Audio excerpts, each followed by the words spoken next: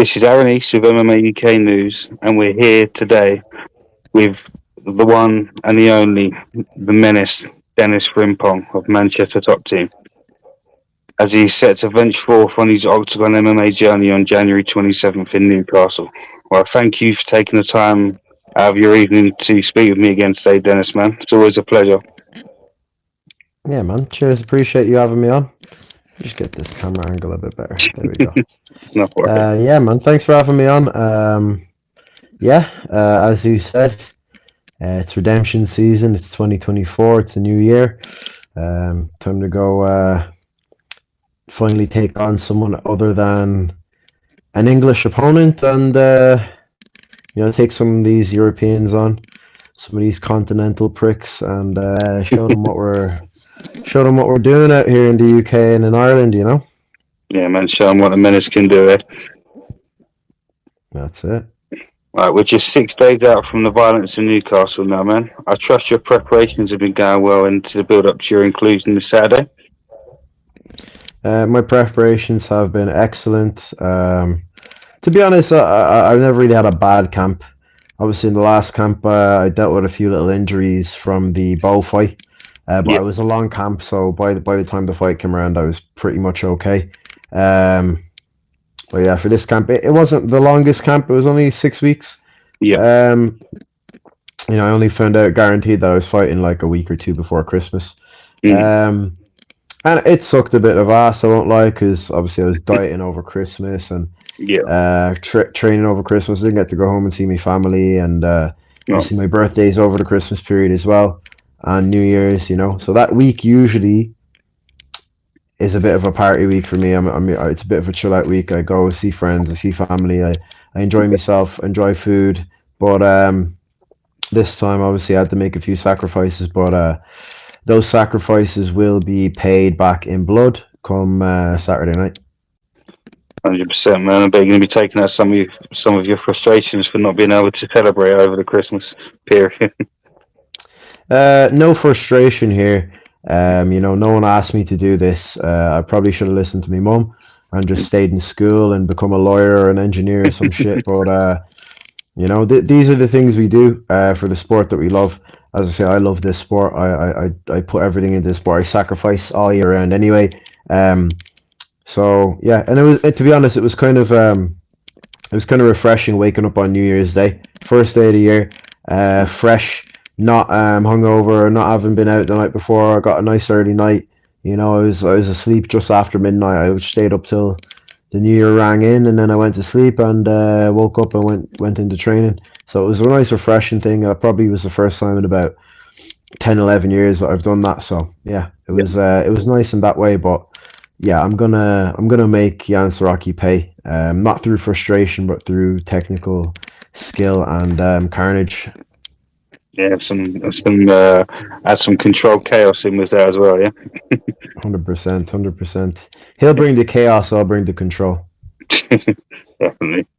Right, your antics as well as your phenomenal inclusion to the OKTAGON MMA Challenge will forever be remembered, as the show was an absolute success and has left the fans in high anticipation for your next step with the promotion. Right, we spoke briefly before before the premiere, and you definitely left me in high anticipation, man, as always. But no doubt, your inclusion will forever remain a highlight of your mixed martial arts career.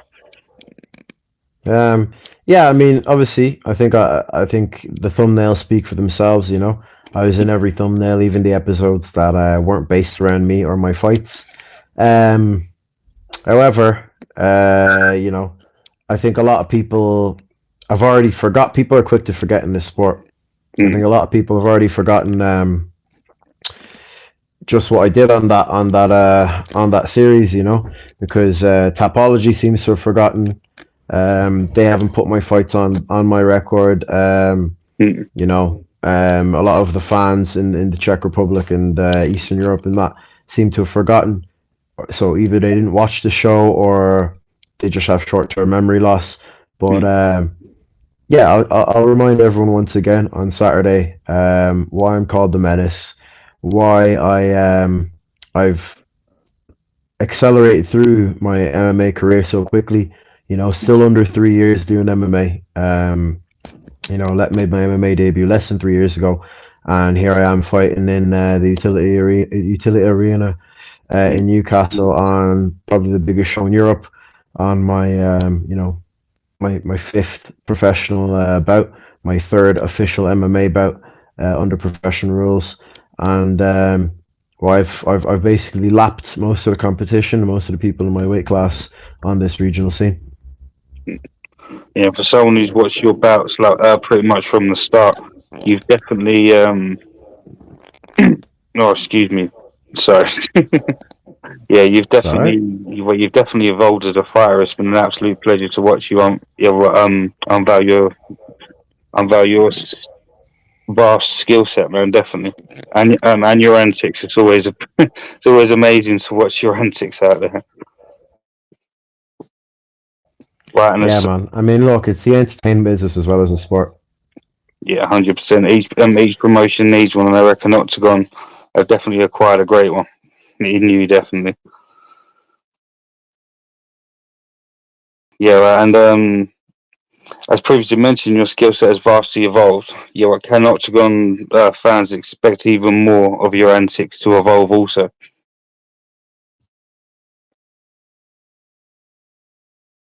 Oh, seem to have lost a bit of connection there. Seem to have lost you for a sec.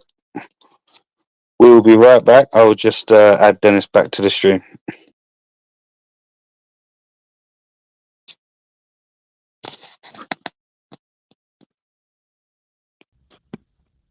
There you go, man. Can you hear me? We lost connection a bit there.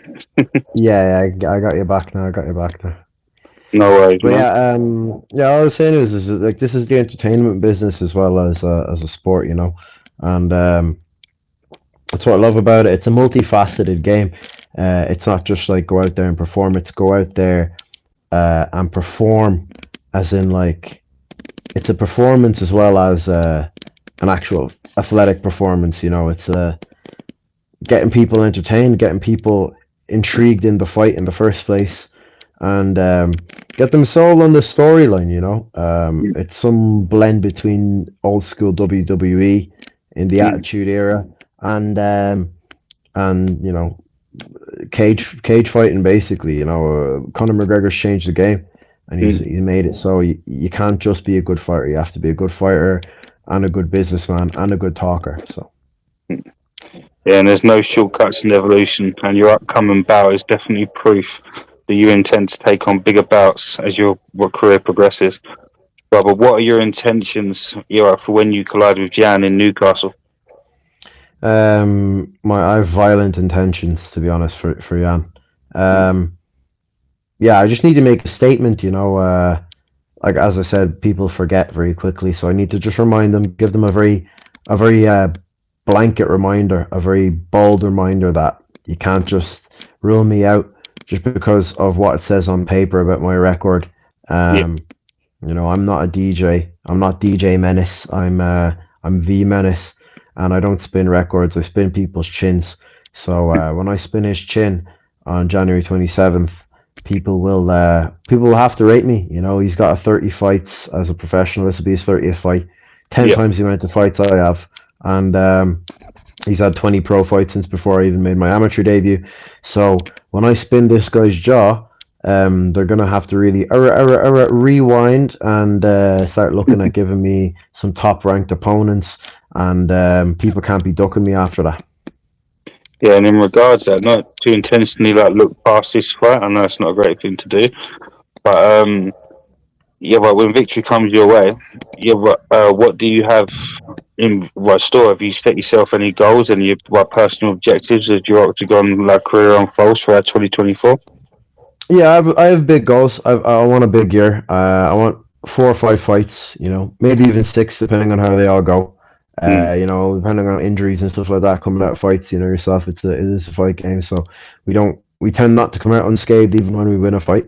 mm, Um, but yeah, I believe there'll be some big fights on the cards this year after I smoke this guy. Because as I said, people can't run from me anymore then, and yeah, I have a few call outs in mind.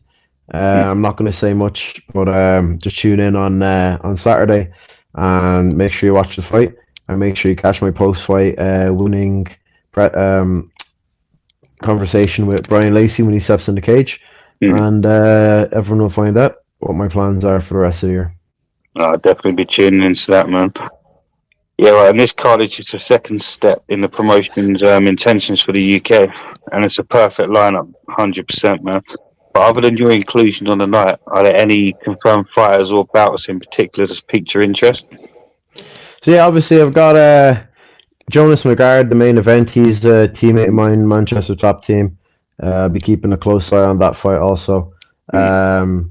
We've got Shoaib Yusuf as well. I just done a bit of training with him there on Friday. He's just back from Thailand. He's another teammate of mine, and he's fighting a good opponent from Germany. Obviously, just before my fight, there was Jake McHugh and Armand Herceg. So that's the rematch from OKTAGON Challenge. You know, as they say, McHugh versus Herceg 2. Meaning that they are somehow counting the first one as a fight, even though it doesn't go on our record. So those are the three other fights that I think I'm going to be looking at. Other than that, I couldn't really be arsed, to be honest. I don't give a fuck about the rest of them. There's no one else from my weight division, I think, fighting on that card. And there's no one else that I know fighting on the card. So I'm not really too fussed. I think maybe excitement-wise, Mate Peñas versus Matt Bonner might be a good fight.